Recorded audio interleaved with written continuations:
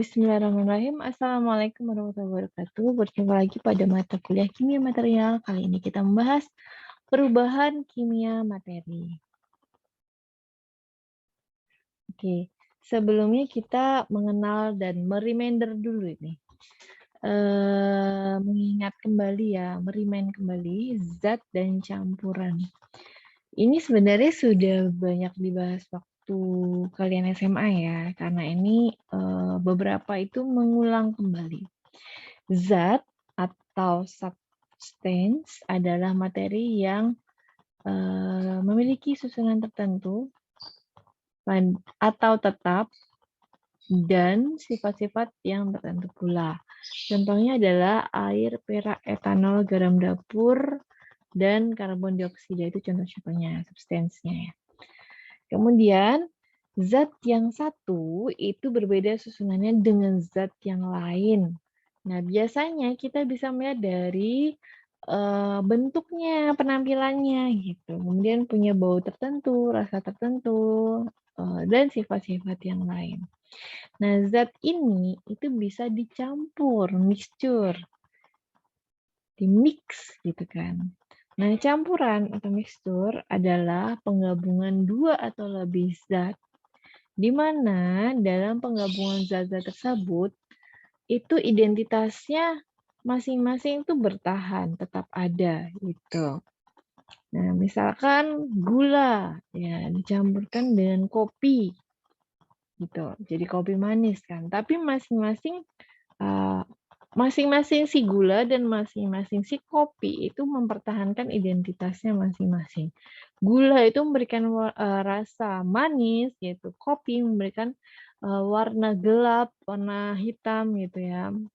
Dan tetap ada rasa pahitnya. Nah, itu karena masing-masing mempertahankan. Jadi ada zat si gula itu dan zat si kopi itu ketika dicampur, di-mix gitu. Nah, campuran atau misturnya itu menjadi kopi manis misalkan, tapi tetap ada rasa pahit-pahitnya, warnanya hitam, dan itu juga ada manisnya gitu. Jadi masing-masing komponen penyusunnya itu mempertahankan identitas masing-masing gitu. Nah, campuran itu tidak memiliki susunan yang tetap. Bisa homogen, bisa heterogen.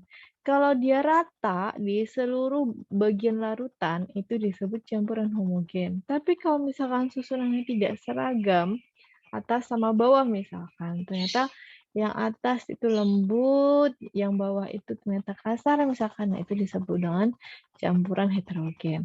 Nah, selain zat dan campuran, kita membahas terkait unsur dan senyawa. Oke, zat itu bisa berupa unsur, bisa juga berupa senyawa. Unsur adalah suatu zat yang tidak dapat dipisahkan lagi menjadi zat-zat yang lebih sederhana dalam cara kimia. Jadi memang sudah itu gitu. Nah, unsur dapat bereaksi dengan unsur yang lain, bisa satu, bisa lebih, itu membentuk senyawa atau kompon. Kalau unsur tadi elemennya. Nah, si senyawa ini merupakan zat yang tersusun atas atom-atom dari dua unsur atau lebih yang terikat secara kimia dengan perbandingan yang tetap.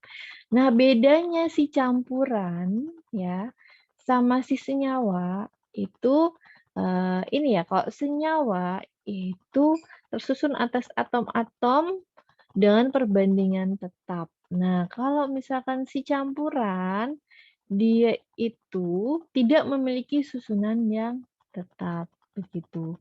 Dan kalau senyawa tuh ikatannya ikatan kimia, gitu kan. Kalau campuran ya mix aja gitu antara, zat-zat gitu. Jadi ibaratnya gini, zat itu berupa unsur atau senyawa, ya kan. Unsur bergabung membentuk senyawa, ya kan. Zat itu bisa berasal dari senyawa. Nah, campuran itu bisa campuran dari senyawa satu dengan senyawa yang lain, begitu. Nah, kemudian ada yang namanya teori atom. Kita masuk ke teori atom. Unsur sendiri itu tersusun atas partikel yang sangat kecil, di mana partikel tersebut disebut atom. Semua atom unsur itu identik. Jadi punya ukuran, punya massa, dan punya sifat kimia yang lain. Gitu. Atom satu unsur tertentu berbeda dengan atom unsur yang lain. Gitu. Ini maksudnya gimana sih? Kok ini katanya identik, kok ini beda? Nah, maksudnya gini. Misalkan kita bahas atom unsur hidrogen, ya. Itu ukuran massa dan sifatnya itu sama dengan atom unsur hidrogen di tempat yang lain. Misalkan di Jogja sama di Jakarta, si hidrogen itu ukuran massa sifatnya sama gitu. Nah, maksudnya begitu. Jadi identik. Nah, atom satu unsur tertentu berbeda dari atom unsur yang lain. Nah, misalkan atom unsur si hidrogen ini beda dengan atom unsur si, misalkan kita karbon gitu ya. Nah, beda. Nah, senyawa itu tersusun atas atom-atom dari dua unsur atau lebih. Ya kan tadi kita sudah membahas, senyawa tersusun atas dua unsur atau lebih, otomatis atom-atomnya juga dari dua unsur atau lebih, gitu kan.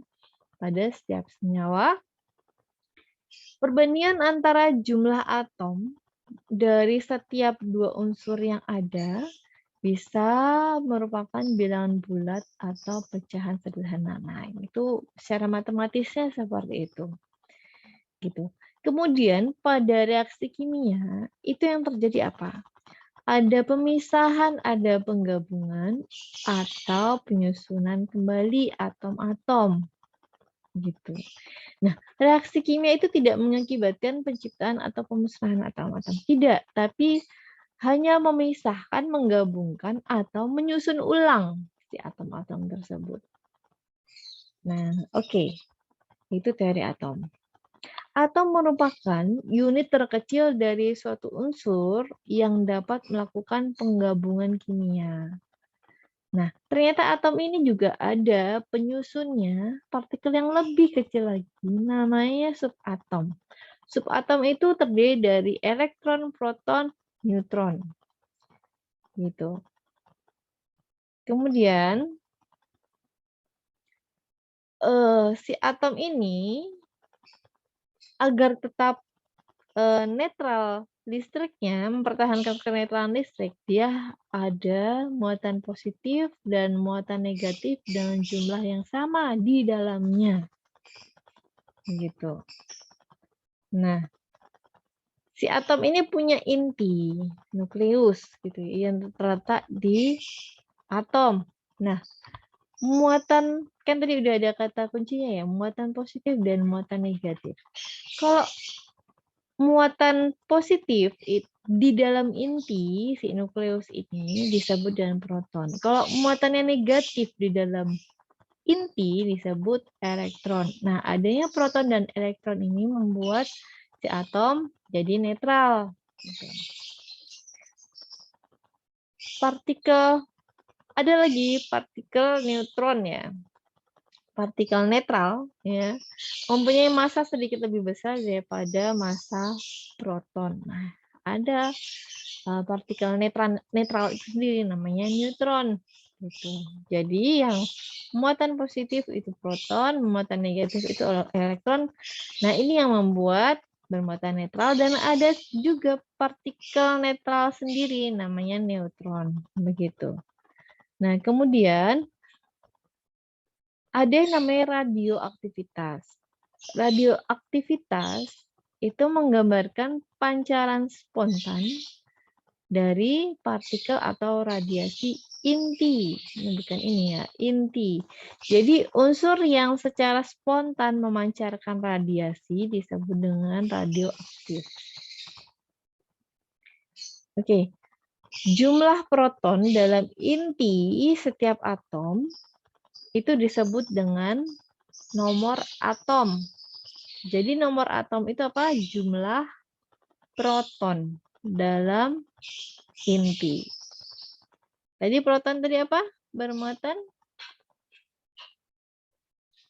apa? Bermuatan positif. Nah, kemudian Nomor massa adalah jumlah total neutron dan proton yang ada dalam inti atom suatu unsur.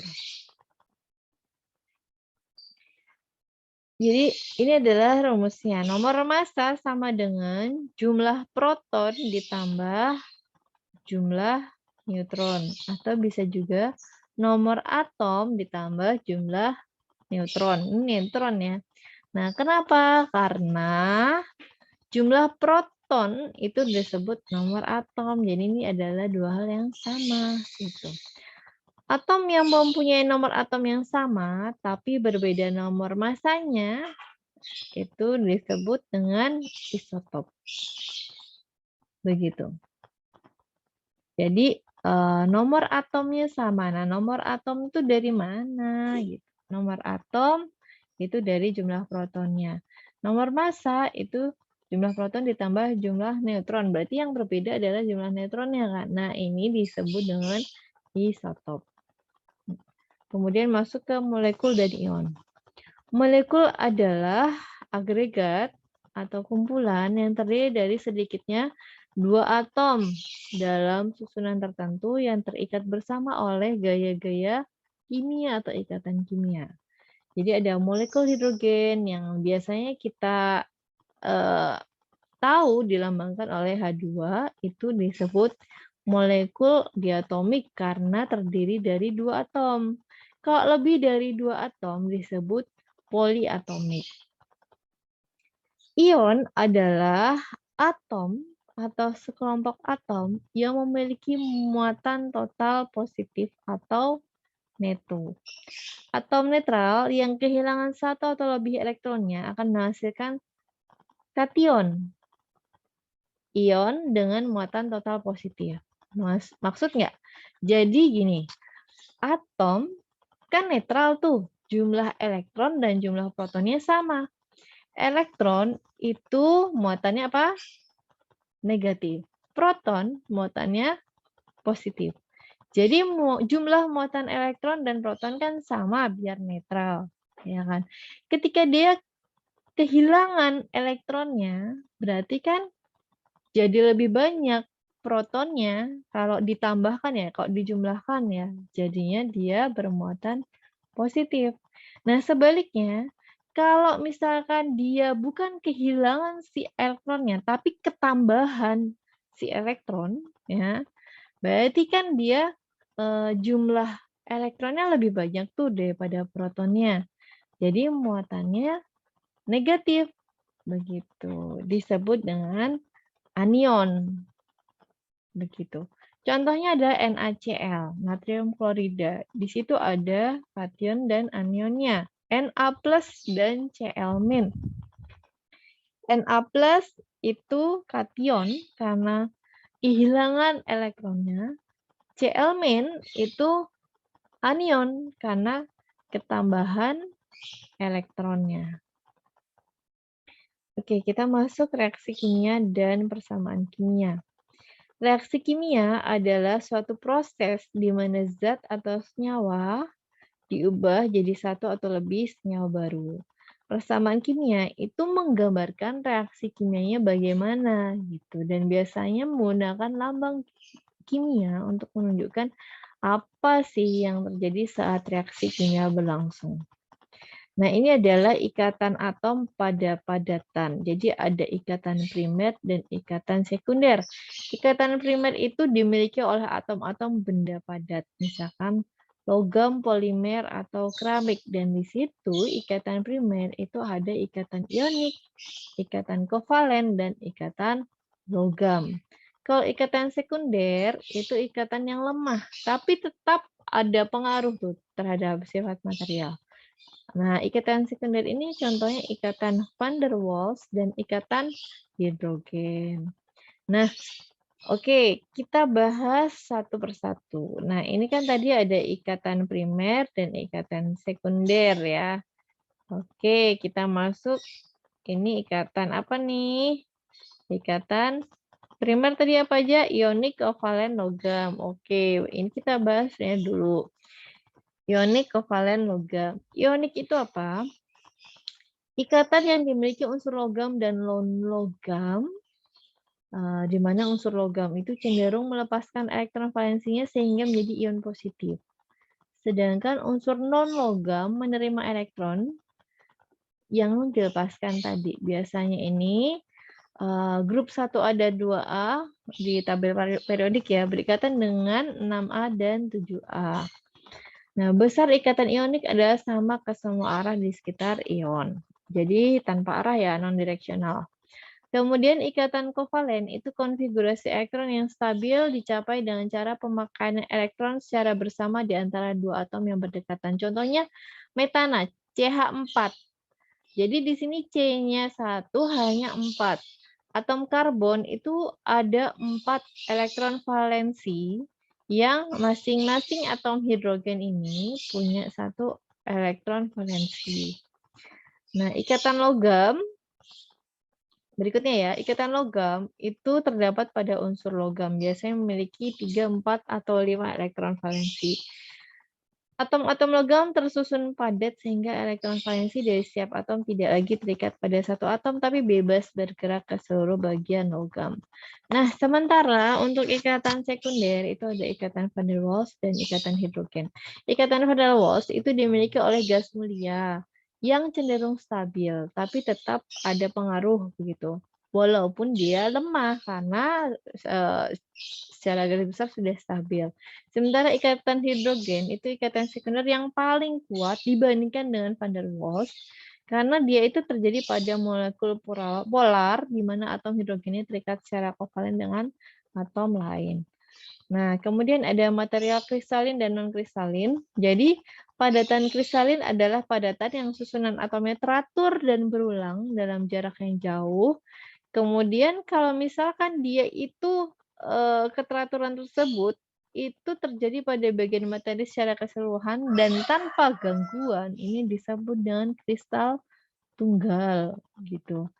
Contohnya batu permata, kristal tunggal tumbuh tanpa adanya gangguan luar dengan geometri yang teratur dan permukaan yang datar. Nah, tapi kalau misalkan material terdiri dari banyak kristal atau butir berukuran kecil, material tersebut disebut dengan polikristalin. Secara umum, polikristalin itu biasanya dari pembekuan ya, tadinya kan cair tuh membeku, tapi membukunya itu berawal dari kristal kecil atau inti di beberapa tempat, kemudian tumbuh dan penempelan atom lain dari cairan sesuai struktur yang sudah ada begitu. Nah, jadi yang polikristalin ini misalkan dari inti nih, dari inti terus tumbuh dan menempelkan atom lain. Nah, sesuai struktur yang ada kan. Nah, misalkan apa namanya, kristal kecil atau intinya itu ada 1 titik, 2 titik, 3 titik, tapi kemudian bergabung. Nah, ini kan nanti ada arah kristalografisnya ya, misalnya daerah sini gitu. Nah, ini nanti ada batasnya yang disebut dengan batas butir. Nah, ya ini yang punya banyak batas butir ini yang disebut material polikristal. Contoh material kristalin itu adalah sebagian besar logam dan keramik. Material non-kristalin atau amorf tidak memiliki struktur atom yang teratur dan berulang dalam jarak yang jauh. Nah, contohnya silika. Sebenarnya silika itu dapat berupa apa namanya? Material yang kristalin bisa juga berupa material yang amorf dan ini sebenarnya tergantung suhu dan tekanan. Sebenarnya yang lain-lain juga bisa gitu seiring dengan perkembangan teknologi gitu. Tergantung apa gitu nanti kita bahas. Nah, kemudian struktur suatu material dikatakan kristalin atau amorf itu tergantung pada tingkat kesulitan atom-atom dalam kondisi cair yang acak untuk menyusun diri secara teratur dalam keadaan padat. Jadi tadinya itu kondisi cair, ya kan. Nah, kemudian dia menyusun diri nih, gitu kan. Menyusun diri itu menyusunnya untuk menjadi teratur atau bagaimana? Nah, ini yang kemudian mempengaruhi pada apa namanya struktur si material itu kristalin atau amorf. Kemudian material polimer itu bersifat amorf karena penyusunan rantai utama polimer selama proses polimerisasi itu mudah terjadi tanpa keteraturan. Jadi kalau dia teratur itu cenderung kristalin, tapi kalau misalnya dia nggak teratur, dia cenderung ke amorf. Atom-atom logam dan keramik itu ternyata energinya terendah dalam keadaan padat jika tersusun secara teratur. Cuma ini juga bisa dibuat amorf. Nah, tadi kan saya sampaikan tuh, silika bisa dalam kondisi kristalin dan amorf, sebenarnya yang lain-lain juga bisa. Nah, ini juga nih logam dan keramik itu bisa. Struktur logam juga bisa dibuat jadi amorf. Caranya adalah membekukan logam cair dengan cepat gitu. Sehingga atom-atom tidak ada kesempatan untuk mengatur diri menjadi kristal. Karena kalau misalkan tidak dibekukan dengan cepat, dia akan membeku sendiri, tapi selama pembekuan atom-atom tersebut akan meneraturkan diri. Ibaratnya ada waktu untuk membariskan diri gitu kan, membariskan menjadi lebih teratur. Nah, nanti dia padat jadi kristalin. Tapi kalau misalkan dia nggak ada waktu nih, misalkan ibaratnya anak-anak yang mau baris nggak sempet tuh baris gitu karena cepet banget waktunya, nah itu dia jadi amorf gitu. Nah, kemudian struktur polimer itu juga bisa dibentuk ya jadi kristalin, kan sebenarnya amorf nih. Jadi bisa diubah-ubah tuh, yang kristalin bisa dibuat amorf dengan pembekuan yang cepat. Nah, bisa juga amorf dibuat kristalin. Itu caranya adalah menambahkan zat aditif dan mengatur proses polimerisasi. Jadi proses itu sangat berpengaruh selain penambahan zat. Begitu. Baik, kita ulang sedikit ya. Tadi kita membahas zat dan campuran. Zat itu apa gitu, materi yang susunan tertentu atau tetap dan sifat-sifat tertentu. Nah, kemudian zat yang dicampurkan jadi campuran. Kemudian ada unsur dan senyawa ya. Nah, zat itu bisa berupa unsur dan senyawa. Nah, kalau misalkan unsur tidak bisa dipisahkan lagi, penggabungan dua atau lebih unsur itu disebut senyawa. Kemudian ternyata unsur juga disusun dari partikel sangat kecil namanya atom gitu kan. Nah, kemudian reaksi kimia itu tidak bisa dimusnahkan, tapi hanya pemisahan, penggabungan, atau penyusunan ulang dari atom. Nah, kemudian atom itu ternyata ada subatom, dan subatom itu ada elektron, proton, neutron. Kalau elektron bermuatan negatif, proton bermuatan positif, dan neutron itu netral gitu kan. Neutron itu lebih besar gitu kan. Kemudian apa namanya, ada yang namanya radioaktivitas yang menggambarkan pancaran spontan partikel atau radiasi inti. Nah, unsur yang spontan memancarkan radiasi disebut radioaktif. Jumlah proton itu disebut nomor atom. Nah, nomor massa merupakan jumlah neutron ditambah proton. Artinya nomor massa itu juga jumlah neutron ditambah nomor massa. Nomor atom, sorry. Nomor atom. Nah, kalau misalkan si atom punya nomor atom atau jumlah proton yang sama, tapi nomor massanya berbeda, berarti jumlah neutronnya beda kan, disebut dengan isotop. Nah, kemudian molekul dan ion. Molekul terdiri dari minimal 2 atom dalam susunan tertentu dalam ikatan kimia. Nah, itu ada apa namanya, molekul diatomik, ada molekul poliatomik begitu. Kemudian kalau ion itu muatan total positif atau neto. Kemudian atom netral itu apa namanya? Kan secara umum netral nih sifatnya. Kalau misalnya kehilangan satu atau lebih elektron dia positif, kalau ketambahan dia jadi negatif.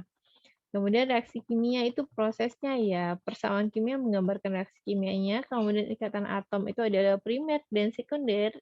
Primer itu ada ikatan ionik kovalen logam, sekunder itu ada ikatan van der Waals dan ikatan hidrogen. Ionik itu biasanya untuk unsur logam dan non-logam ya. Biasanya kita mengenal nih di tabel periodik grup 1A, 2A dengan 6A, 7A. Kemudian kalau ikatan kovalen itu misalkan CH4 nih. Jadi C-nya 1 kemudian hanya ada apa namanya? 1 C ini dipakai untuk H-nya 4 gitu. Biasanya itu, apa namanya, atom karbon memiliki 4 elektron valensi, sementara masing-masing itu ada 1 elektron valensi, misal contohnya itu. Kemudian ada ikatan logam yang biasanya memiliki 3, 4, atau 5 elektron valensi. Oke, kemudian ikatan van der Waals itu lemah tapi tetap berpengaruh dan biasanya di gas mulia. Kemudian ikatan hidrogen itu ada ikatan sekunder yang paling kuat karena apa namanya, terjadi pada molekul polar. Kemudian ada material kristalin dan non kristalin. Kristalin itu tuh kata kuncinya adalah susunan atomnya teratur dan berulang, jaraknya jauh. Nah, kalau cuma eh, apa namanya, terjadi pada bagian materi secara keseluruhan itu kristal tunggal gitu. Nah, itu contohnya batu permata ya. Nah, kalau terdiri dari banyak kristal itu disebut polikristalin. Nah, biasanya terbentuk dari pembekuan, begitu. Nah, kemudian untuk polikristalin, arah kristalografisnya itu kan berbeda satu sama lain. Nah, batasnya itu disebut dengan batas butir. Kemudian contohnya ada sebagian besar logam dan keramik. Terus, sementara kalau non kristalin itu disebut dengan amorf. Jadi dia, apa namanya, tidak memiliki struktur atom yang teratur. Ini nggak teratur begitu kan. Nah, kemudian, kalau silika itu bisa dalam kondisi kristalin dan amorf, ya kan. Nah, kalau logam itu sebenarnya, apa namanya, posisinya itu ada kristalin, tapi bisa dijadikan amorf jika dia pembekuannya cepat. Tapi sebaliknya, kalau misalkan polimer yang sebenarnya amorf itu bisa dibuat kristalin dengan cara menambahkan zat aditif dan mengatur proses polimerisasi. Begitu, sekian materi hari ini. Terima kasih. Wassalamualaikum warahmatullahi wabarakatuh.